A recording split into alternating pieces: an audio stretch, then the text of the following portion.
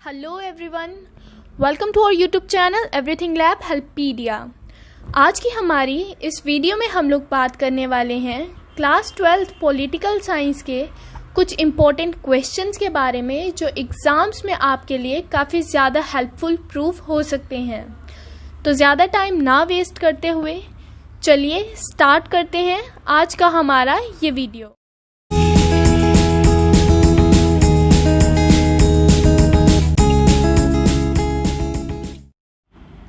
तो यहाँ पर हमारे पास इम्पोर्टेंट क्वेश्चंस हैं क्लास 12th पॉलिटिकल साइंस के। तो चलिए स्टार्ट करते हैं हमारे फर्स्ट क्वेश्चन से। तो हमारे पास जो फर्स्ट क्वेश्चन है और जो सबसे इम्पोर्टेंट क्वेश्चन भी है जिसका आने का चांस काफ़ी ज़्यादा रहता है वो है cold war. What do you mean by cold war and what were the causes and results of cold war. Cold war से आप क्या समझते हैं, काजेज़ क्या थे, किन वजहों से कोल्ड वॉर हुई है और उसका रिज़ल्ट क्या था। ये जो कोल्ड वॉर है ये हमारा फर्स्ट चैप्टर बुक 1 का फर्स्ट चैप्टर का सबसे इम्पोर्टेंट क्वेश्चन है। ठीक है, इस क्वेश्चन में आप पहले कोल्ड वॉर की दो डेफिनेशंस दे सकते हैं जो रिकॉग्नाइज्ड हो, जो किसी पॉलिटिकल साइंटिस्ट ने कही हो, बिकॉज वो अच्छा इंप्रेशन डालता है कि हाँ बच्चे को नॉलेज है। तो आप वो दो डेफिनेशंस दे करके अपने काजेज़ और रिज़ल्ट्स जो है वो लिख सकते हो। उसके बाद हमारे पास जो सेकंड क्वेश्चन है वो है नॉन अलाइनमेंट के बारे में। What do you mean by NAM, okay, and assess India's role in NAM. NAM क्या था, नॉन अलाइनमेंट मूवमेंट, और हमें ये बताना है कि इंडिया का क्या रोल रहा है नैम में। जैसा कि हम सब जानते हैं इंडिया भी नैम का एक फाउंडिंग फादर ही था, तो हमें यहाँ पर बताना है कि किस तरह से इंडिया ने नैम में अपना जो रोल है वो प्ले किया है। ओके, उसके बाद जो हमारे पास नेक्स्ट क्वेश्चन है हमारा वो है क्या नैम बाइपोलैरिटी को एक चैलेंज था। नैम जो है यानी नॉन अलाइनमेंट जो भी ग्रुप्स बने थे, क्या वो बाइपोलैरिटी से हम क्या समझते हैं, यूएसए और यूएसएसआर जो दो ग्रुप्स बने थे इनमें लड़ाई चल रही थी कि कौन डोमिनेंट है, ठीक है, कौन ज़्यादा बड़ा है। तो क्या नैम ने यहाँ पर दरार भी कह सकते हैं, हम कह सकते हैं कि क्या नैम ने इन दोनों से एक अलग रह करके एक तीसरा ऑर्डर बनाया था। क्या नैम इन दोनों की जो बाइपोलैरिटी यानी जो वर्ल्ड जो है वो दो गुटों में बढ़ चुका था उसे कहीं ना कहीं चैलेंज करा था। देन हमारे पास नेक्स्ट क्वेश्चन है सोवियत यूनियन से रिलेटेड। हमें कुछ फैक्टर्स लिखने हैं जिनकी वजह से सोवियत यूनियन टूटा था। जैसे कि हम सब जानते हैं यूएसएसआर 1990 का जो टाइम था उस टाइम पे ये टूटने लग गया था और फाइनली टूट जाता है इन द एंड 92 तक जाते जाते। तो हमें यहाँ पर यही बताना है कि वो क्या फैक्टर्स थे जिनकी वजह से सोवियत यूनियन जो है वो टूटा था। देन हमें बताना है कि वो कुछ ऐसे फैक्टर्स, यानी हम जानते हैं कि गोर्बाचेव ने कुछ ऐसे रिफॉर्म्स किए थे यूएसएसआर में जिसकी वजह से अल्टीमेटली यूएसएसआर टूटा था। तो हमें यहाँ पर वही बताना है कि ऐसी कौन सी वजहें थी कि गोर्बाचेव को रिफॉर्म्स करने पड़े थे। देन नेक्स्ट क्वेश्चन जो है हमारा वो है इंडिया के रिलेशन सोवियत यूनियन से। ये वाला जो क्वेश्चन है ना इसमें हम लोगों को अर्स्टवाइल सोवियत यूनियन, मतलब इस क्वेश्चन को आप प्लीज़ रशिया मत समझिएगा, ठीक है। ये हम लोग यूएसएसआर की बात कर रहे हैं, यानी जब यूएसएसआर टूटा नहीं था। ये एक पुरानी बात है और हमें यहाँ पर वही उसी टाइम के अकॉर्डिंग रिलेशंस बताने हैं कि किस तरह से इंडिया और यूएसएसआर के रिलेशंस जो थे वो थे आपस में। उसके बाद हमारे पास जो हमारा नेक्स्ट क्वेश्चन है वो है इंडिया का रिलेशन रशिया से। अब ये जो क्वेश्चन आया है यूएसएसआर के टूटने के बाद हम जानते हैं रशिया ने यूएनओ में सोवियत यूनियन की सीट ली और कहीं ना कहीं कहा जाता है कि सोवियत यूनियन के बाद जो आज का रशिया है उसे कहीं ना कहीं सोवियत यूनियन के साथ काफ़ी ज़्यादा लिंक करके देखा जाता है। एंड ऑब्वियसली उस टाइम पे भी बिकॉज रशिया की डोमिनेंस रही थी सोवियत यूनियन में। तो यहाँ पर हमें यही बताना है कि रशिया के साथ इंडिया के क्या रिलेशंस हैं। इसमें आप करंट पॉइंट भी लिख सकते हो, जैसे कोई रिसेंटली कोई मीटिंग हुई हो, कोई ट्रीटी साइन हुई हो दोनों देशों में तो आप वो भी लिख सकते हो, यानी थोड़ा सा करंट ओरिएंटेड भी हो जाता है ये। उसके बाद हमारे पास नेक्स्ट इम्पोर्टेंट क्वेश्चन जो निकल कर आता है वो है शॉक थेरेपी। ये शॉक थेरेपी क्या थी और इसके फीचर्स बताइए। ओके, ये वाला क्वेश्चन भी हमारा सेकंड चैप्टर में से ही है। शॉक थेरेपी सोवियत यूनियन के डिसइंटीग्रेशन से ही रिलेटेड है। अगर अभी तक आपने एक भी बार बुक पढ़ी होगी तो आपको पता होगा कि शॉक थेरेपी क्या थी। उसके बाद हम लोगों ने ऊपर देखा कि कुछ क्वेश्चन जो सबसे ज़्यादा आ रहा है वो है कि ऐसा क्या हुआ था कि सोवियत यूनियन टूटा। तो अब हमें यही बताना है कि सोवियत सिस्टम में ऐसी क्या क्या खामियां थी, क्या क्या ड्रॉबैक्स थे कि फाइनली ये वाला क्वेश्चन और ये क्वेश्चन मतलब फैक्टर्स और ड्रॉबैक्स जो है ये आपस में काफ़ी ज़्यादा लिंक हो रहा है। ठीक है, अगर आपको बेसिक नॉलेज हो तो आप दोनों का आंसर दे सकते हो।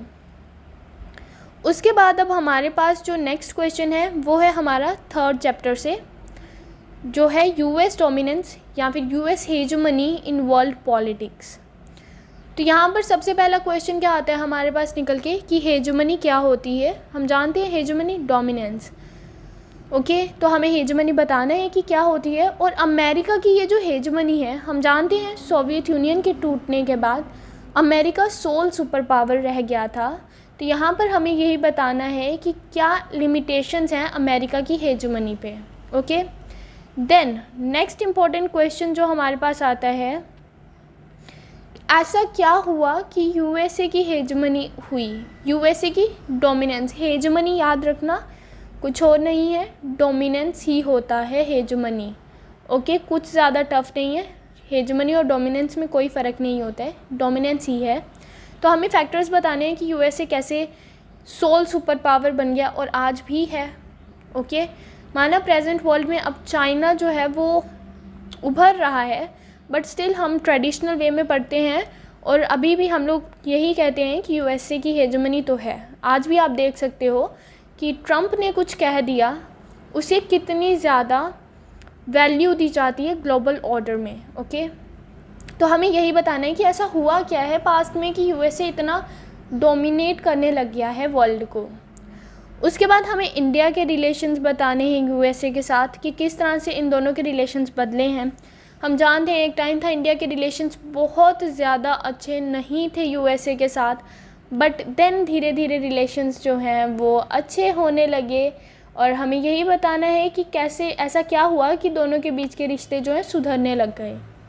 देन नेक्स्ट क्वेश्चन है ऑपरेशन इराकी फ्रीडम के बारे में। ओके, पढ़ लीजिएगा ये भी। Then how US respond to 9/11 attack. 9/11 attack जो हुआ है उसको यूएसए ने किस तरह से उसका जवाब दिया है। ओके, जवाब तो काफ़ी अच्छा ही था। अगर किसी ने अभी तक पढ़ा है तो नीचे इस क्वेश्चन का आंसर दीजिए, how US respond to 9/11 attack. Short words में दे सकते हो आप आंसर। उसके बाद हमारे पास नेक्स्ट क्वेश्चन है हेजेमनी कितनी टाइप्स की होती हैं। ठीक है, देन हम देखेंगे ऑपरेशन इन्फिनाइट रीच। देन हम लोगों को करना है ऑपरेशन एंड्यूरिंग फ्रीडम।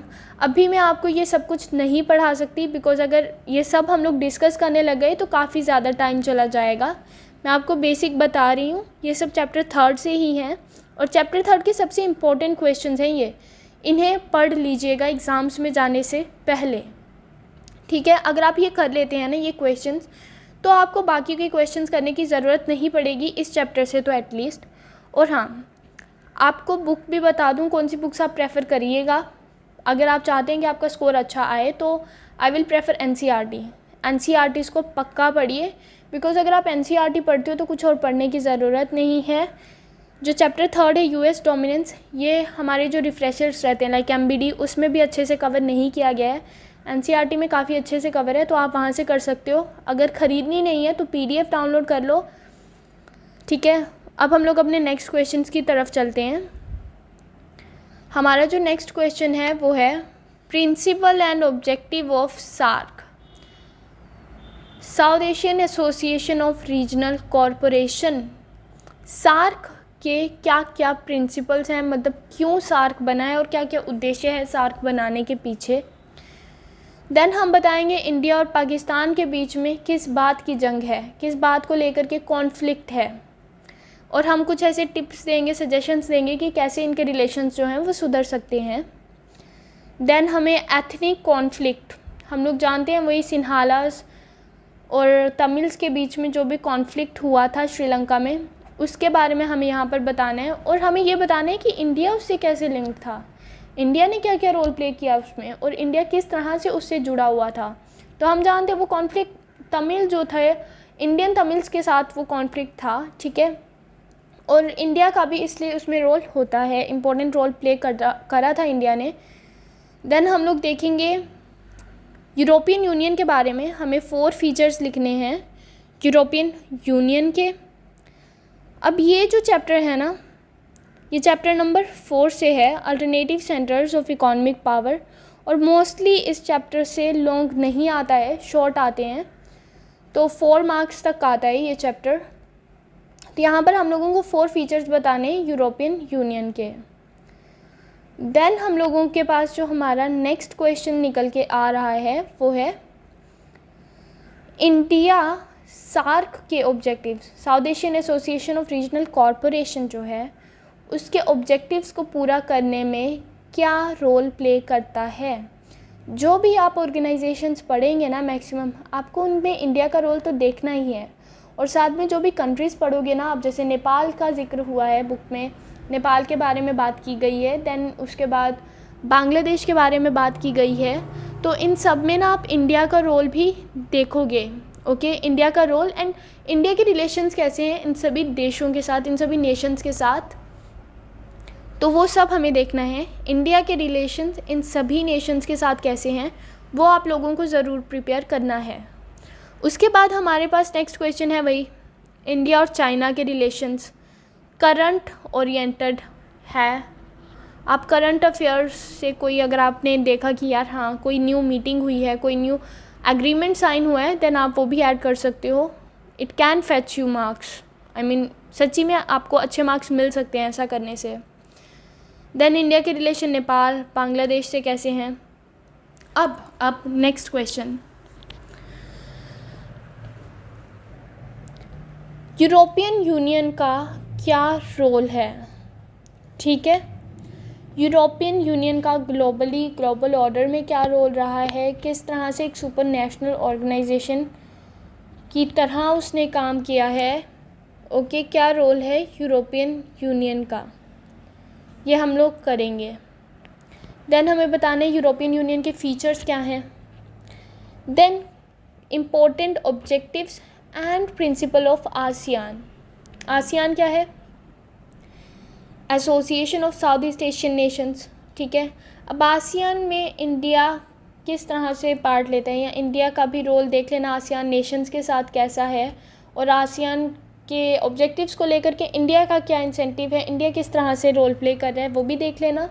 और बेसिकली आपको यहाँ से क्या देखना है, ऑब्जेक्टिव और प्रिंसिपल ऑफ आसियान। देन हमें बताना है ग्लोबलाइजेशन क्या है, व्हाट इज़ ग्लोबलाइजेशन। उसके बाद हम बुक सेकंड के इम्पोर्टेंट क्वेश्चंस पे आते हैं। तो सबसे पहले आता है हमें वन पार्टी डोमिनेंस के बारे में बताना है, पहले 3 जनरल इलेक्शंस में रही है जो। अब ऐसा कुछ है नहीं है कि इंडिया में भाई एक ही पार्टी इलेक्शन में पार्ट ले रही थी, हम सब जानते हैं। इसका मतलब है बिकॉज फर्स्ट 3 जनरल इलेक्शंस जो हुए हैं ना, उनमें हम जानते हैं कांग्रेस जो है वो विनर बन रहा था बार बार, तीनों में कांग्रेस जीता था। तो हमें यही बताना है कि किस तरह से कांग्रेस जीत रहा था। आप रीजंस भी बता सकते हैं कि किस तरह से, क्या क्या कारण थे कि कांग्रेस जो है वो पहली 3 जनरल इलेक्शन जो है वो जीता था। देन हमें बताना है इंडिया में ऑपोजिशन का क्या रोल रहता है। देन हमारे पास नेक्स्ट क्वेश्चन है इंडिया की फॉरेन पॉलिसी से जुड़ा, कि कुछ ऐसी चीज़ें, क्योंकि कोई भी नेशन है उसकी फॉरेन पॉलिसी, कुछ ऐसे फैक्टर्स होते हैं जो डिटरमाइन करते हैं कि उस नेशन की फॉरेन पॉलिसी कैसी है। तो हमें यहाँ पर यही बताना है कि क्या क्या वो चीज़ें हैं जो इंडिया की फॉरेन पॉलिसी के बारे में हमें आइडिया देते हैं। देन हमारे पास जो हमारा नेक्स्ट क्वेश्चन है वो है इंडिया की न्यूक्लियर पॉलिसी से जुड़ा हुआ, ओके। इंडिया की न्यूक्लियर पॉलिसी के बारे में आपको थोड़ा सा पढ़ना पड़ेगा। और देन पंचशील। पंचशील क्या है? अगर किसी ने पढ़ लिया है तो नीचे कमेंट में बताइए पंचशील क्या है। और नेक्स्ट हम लोग देखते हैं, तब तक जो नेक्स्ट क्वेश्चन है वो है हमारा फीचर्स, या फिर हम कह सकते हैं नेचर। इंडिया में जो पार्टी सिस्टम है वो किस तरह का है? क्या वो सिंगल पार्टी सिस्टम है या डबल पार्टी सिस्टम, मतलब बस 2 ही पार्टीज होती हैं, पॉलिटिकल पार्टीज़? तो ऐसा नहीं है, इंडिया में मल्टी पार्टी सिस्टम है, राइट। तो हम लोग यहाँ पर यही बताएंगे कि इंडिया में पार्टी सिस्टम का क्या क्या जो भी फीचर्स आपको लगते हैं वो आप लिखेंगे यहाँ पर ये क्वेश्चन अच्छे से प्रिपेयर कर लीजिएगा गाइस, बार बार कह रही हूँ, बिकॉज इनमें से क्वेश्चंस आएंगे ही आएंगे। ये सबसे ज़्यादा इम्पॉर्टेंट क्वेश्चन हैं जो आते ही रहते हैं, मतलब अक्सर रिपीट होते हैं ये क्वेश्चंस। उसके बाद अगेन ये भी वैसा ही है ऊपर वाले की तरह कि क्या ऐसे कौन से फैक्टर्स हैं, क्या चीज़ें हैं जो इंडिया की फॉरेन पॉलिसी को डिटरमाइन करती हैं, ठीक है। यहाँ पर ऊपर हमारे पास बेसिक प्रिंसिपल थे और नीचे हम लोग क्या करेंगे, फैक्टर्स देखेंगे कि इंडिया की फॉरेन पॉलिसी किन फैक्टर्स पे बेस्ड है। तो नेक्स्ट हमारे पास जो है वो है, हम लोग जानते हैं नेशनल इमरजेंसी के बारे में, हमने काफ़ी अच्छे से पढ़ा ही है बुक्स में। तो हमें ये बताना है कि नेशनल इमरजेंसी ऐसा क्या हुआ कि इंदिरा गांधी मैडम को नेशनल इमरजेंसी जो है वो डिक्लेयर करनी पड़ गई। तो यहाँ पर हम लोग यही बताएंगे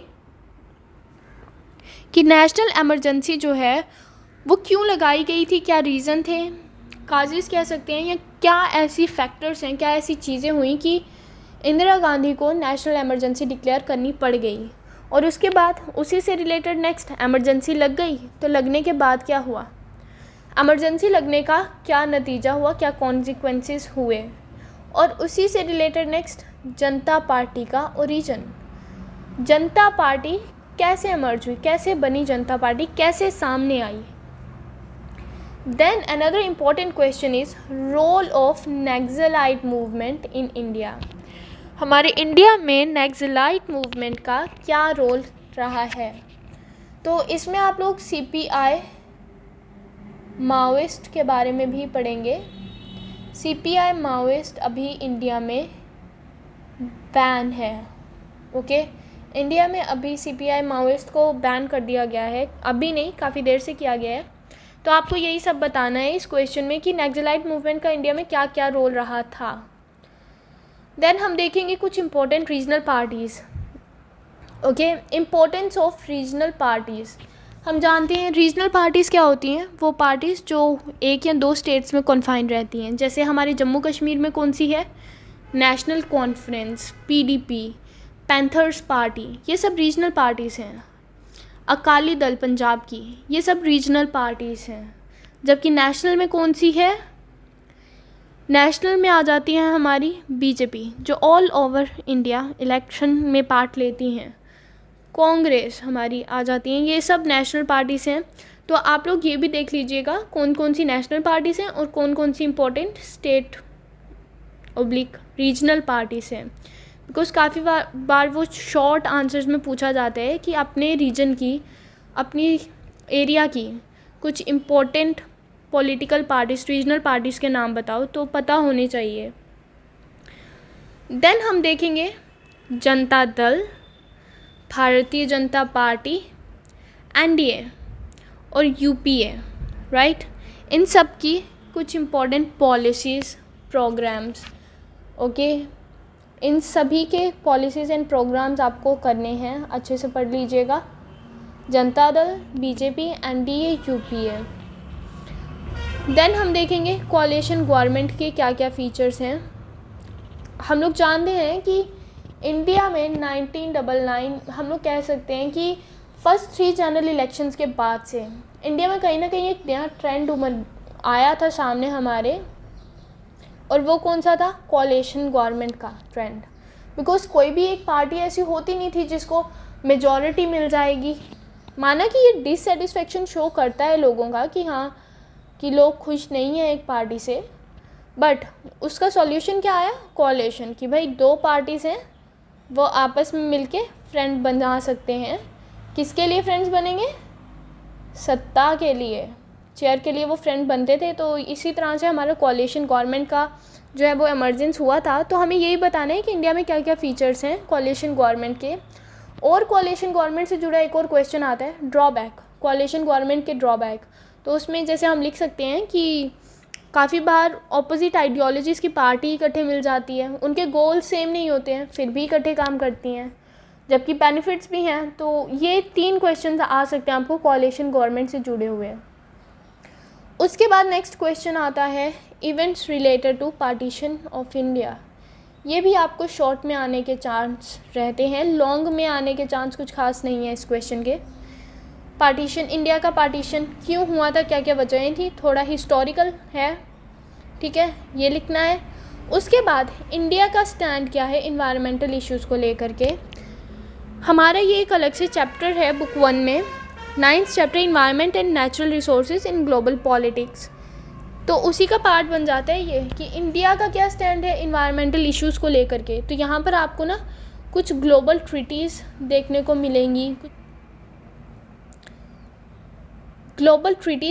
मिलेंगी, पॉलिसीज़ मिलेंगी, कुछ एग्रीमेंट्स जो इंडिया ने साइन करे हैं, तो आपको वो सब पता होने चाहिए इसके लिए।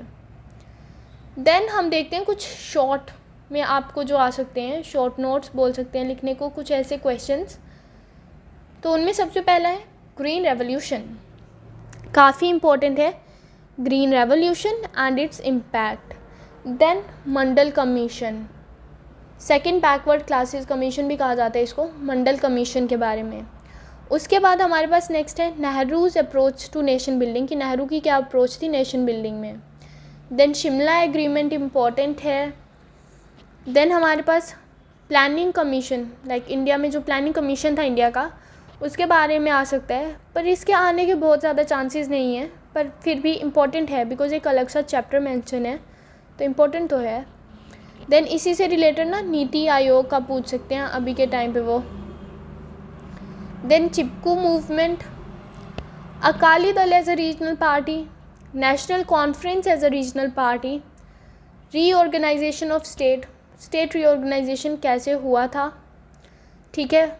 यहाँ पर लैंग्वेजेस के बेसिस पे जो भी हुआ था ना, आंध्र प्रदेश का, वो सब मूवमेंट वगैरह वो सब पढ़ लेना, आइडिया होना चाहिए बेसिक कि स्टेट्स किस तरह से हमारे इंडिया में बनी है टाइम टू टाइम। देन हमारे पास नेक्स्ट इंपॉर्टेंट क्वेश्चन है बिहार मूवमेंट और गुजरात मूवमेंट से जुड़ा। तो जब आप लोग एमरजेंसी के बारे में पढ़ोगे ना, एमरजेंसी के फैक्टर्स पढ़ रहे होगे या कॉजेज़ पढ़ रहे होगे, तो वहाँ पर ये बिहार मूवमेंट और गुजरात मूवमेंट ऑटोमेटिकली कवर हो जाएगा। उसके बाद प्राइवी पर्सीज के बारे में पढ़ लेना। देन हम कुछ और देख लेते हैं बुक 1 से, कुछ शॉर्ट आंसर्स जो आने के बहुत ज़्यादा चांसेस रहते हैं। यूनाइटेड नेशंस ऑर्गेनाइजेशन के कुछ objectives, okay, United nation organization क्यों बना था, क्या रोल है उसका, डिसआर्मामेंट क्या होता है, डेफिनेशन, ग्लोबलाइजेशन क्या है और उसके फ़ायदे क्या क्या हैं, ओके। और फ़ायदे के साथ साथ आप नुकसान भी देख सकते हो, ठीक है, जो डेवलपिंग कंट्रीज़ को ग्लोबलाइजेशन की वजह से नुकसान होता है वो भी आप लोग जो है देख लेना। देन सिक्योरिटी काउंसिल क्या है, यूएनओ के ऑर्गन्स सभी, mainly general assembly, security council, ये आप थोड़ा डिटेल में पढ़ लेना, मतलब इतना कि एटलीस्ट पैरा लिख पाओ, एक पैराग्राफ तो लिख पाओ। देन इंडिजीनियस पॉपुलेशन क्या होती है, इंडिजीनियस पॉपुलेशन कुछ ज़्यादा वो हार्ड एंड फास्ट तो नहीं है। इंडिजीनियस पॉपुलेशन क्या होती है, एक एरिया की अपनी जो वहाँ की रहने वाली, ओके, पॉपुलेशन है ना, जो ओरिजिनल पॉपुलेशन हम कह सकते हैं एक एरिया की, वो होती है इंडिजीनियस पॉपुलेशन। बिकॉज टाइम के साथ क्या क्या होता है, जो आउटसाइडर्स होते हैं वो एक एरिया में आते जाते हैं, और जो अपनी पॉपुलेशन ओरिजिनल इनहेबिटेंट्स होते हैं उस एरिया के, वो बस एक छोटी सी कॉलोनी में सेग्रीगेट हो जाते हैं, अलग पड़ जाते हैं, और बाकी सारे आउटसाइडर जो हैं जगह पे कब्जा कर देते हैं। तो हमें यहाँ पर इंडिजीनियस पॉपुलेशन के बारे में बताना है क्या होती है ये। और ये एक और क्वेश्चन देख लेना कि इंडिया की इंडिजीनियस पॉपुलेशन जो है वो कौन है। देन हमारे पास नेक्स्ट है ह्यूमन राइट्स क्या होते हैं, पता होना चाहिए। नाटो, सीटो और सेंटो, थोड़ा सा जब आप लोग कोल्ड वॉर का कर रहे होगे ना, तो वहाँ पर थोड़ा सा आपको खुद ही आइडिया मिल जाएगा कि यूएसए की डोमिनेंस को लेकर के, या बाइपोलैरिटी का जब पढ़ रहे होगे कि किस तरह से जो यूएसए था उसने नाटो, सीटो और सेंटो बनाया था। सीटो और सेंटो किसके लिए? बाकी एशिया वाले पार्ट पे डोमिनेंस क्रिएट करने के लिए। सेंटो, जब पाकिस्तान ने सेंटो छोड़ा था ना, उसके छोड़ने के साथ ही सेंटो का जो काम है वो थोड़ा गड़बड़ा गया था। ठीक है, तो यहाँ पर सबसे ज़्यादा इम्पोर्टेंट नाटो है और यूएसएसआर का वार्सा पैक्ट है। देन हमारे पास जो नेक्स्ट आता है, यहाँ पर नेक्स्ट शॉर्ट आंसर जो आप लिख सकते हो वो है ग्लोबल कॉमन्स क्या होते हैं, वीटो पावर क्या है, वीटो पावर भी अच्छे से देख लेना। देन वार्सा पैक्ट क्या होता है। वीटो पावर का ना काफ़ी लोगों को एक कन्फ्यूजन रहता है कि वीटो कोई बहुत ज़्यादा बड़ी सुप्रीम पावर है। वीटो बेसिकली एक नेगेटिव पावर है। वीटो मतलब आई से नो, मैंने मना कर दिया। ठीक है, ये बेसिक आइडिया मैं दे रही हूँ आपको कि वीटो क्या है, बाकी आप डिटेल में पढ़ लीजिएगा। देन क्योटो प्रोटोकॉल क्या था, टेररिज्म क्या है, और ये भी लिख सकते हो कि टेररिज्म से कैसे फ़ाइट कर सकते हैं, थोड़ा सा वो भी देख लेना। देन ट्रेडिशनल सिक्योरिटी, कुछ इम्पॉर्टेंट कंपोनेंट्स बताने हैं जो ट्रेडिशनल सिक्योरिटी के हैं। तो फ्रेंड्स, आज की वीडियो में बस इतना ही। हम लोगों ने ऑलमोस्ट सभी इम्पॉर्टेंट क्वेश्चंस जो हैं वो देख लिए हैं। बाकी भी आपको पढ़ना तो है, बुक से पढ़ना तो पड़ेगा अगर बहुत अच्छे मार्क्स चाहते हो कि आए। बट ये जो हैं कुछ ऐसे क्वेश्चंस हैं जिनको बिल्कुल मत छोड़ना। ये क्वेश्चंस ज़रूर कर लेना, अच्छे से कर लेना, बिकॉज़ ये क्वेश्चंस, इनमें से मैक्सिमम क्वेश्चंस आपको एग्ज़ाम में पूछे जाएंगे। और जब आप एग्ज़ाम दे रहे होगे ना, तब आपको याद आया कि हाँ, एक वीडियो देखी थी, वहाँ पर हमें ये क्वेश्चंस बताया गया था। तो इसलिए मैं बोल रही हूँ, इन क्वेश्चंस को इग्नोर मत करना, एक बार देख लेना। वैसे भी मैक्सिमम क्वेश्चंस आपने शायद पढ़ ही रखे होंगे। अगर नहीं पढ़े हैं तो बुक खोलिए, अच्छे से पढ़िए। एंड बुक के लिए मैं बार बार कह रही हूँ, NCERT ही पढ़िएगा। अगर NCERT नहीं है, मतलब दो अलग अलग बुक्स से पढ़ना पसंद नहीं है आपको, तो कुछ रिफ्रेशर्स आते हैं, जैसे वीके ग्लोबल पब्लिकेशन की एक बुक है, ठीक है, क्लास 12th पॉलिटिक्स की है, मुझे उसका नाम याद नहीं है अभी, बट हाँ, वीके ग्लोबल पब्लिकेशन की है, तो आप वो भी प्रेफर कर सकते हो। बट वो भी कुछ खास डिफरेंस नहीं है, NCERT की ही लाइक कॉपी भी कह सकते हो, NCERT जैसी ही है वो, तो NCERT प्रेफर कर लो, ज़्यादा अच्छा रहेगा। और अगर आपको देखना है कि आंसर्स किस तरह से लिखे जाते हैं, तो उसके लिए आप लोग MBD, अगर आप जो भी रिफ्रेशर प्रेफर करना चाहते हो, कोई भी कर सकते हो, मैं कोई सजेस्ट नहीं करूँगी, बिकॉज़ सभी एक ही तरह होते हैं। लाइक नरेंद्रा है मार्केट में, MBD है, बट इतनी नीड नहीं है। अगर आप NCERT को बार बार रिवाइज़ कर रहे हो, एक ही बुक को अच्छे से रिवाइज़ करो, जो डाउट्स हैं उन्हें क्लियर करो, गूगल करो। और अगर अभी भी इन क्वेश्चंस में आपको कोई डाउट आता है या कोई भी क्वेश्चन आपको पूछना है, तो आप लोग नीचे कमेंट सेक्शन में हमें पूछ सकते हो। ओके, नीचे कमेंट करो, मैं आंसर दे दूँगी। अगर इन क्वेश्चन से रिलेटेड कोई डाउट है तो आप वो भी पूछ सकते हो, कमेंट कर सकते हो। तो आज की वीडियो में बस इतना ही। हमने इम्पॉर्टेंट क्वेश्चन जो हैं वो कवर कर लिए हैं। आई होप कि आप इन्हें ध्यान से पढ़ेंगे। तो thanks a lot for watching friends.